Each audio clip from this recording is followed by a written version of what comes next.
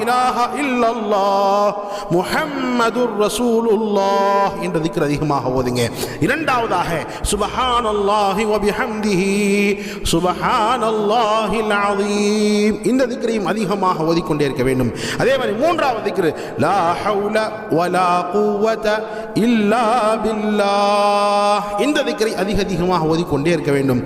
நான்காவதாக சுப்ஹானல்லாஹி வ பிஹம்திஹி அதத ஹல்கிஹி ورضا نفسه وزنة عرشه ومداد كلماته ஐந்தாவதாக இந்த திக்ரையும் அதிகமாக செய்யுங்கள்.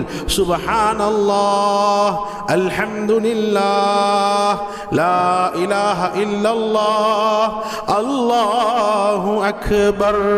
அதிகமாக திக்ர் செய்ய செய்ய அல்லாஹ் ஜல்ல ஷானஹு தஆலா நம்முடைய உள்ளத்திற்கு நம்முடைய மனதிற்கு அல்லாஹ் நிம்மதியை ஏற்படுத்தி தருகிறான். உலகம் முழுக்க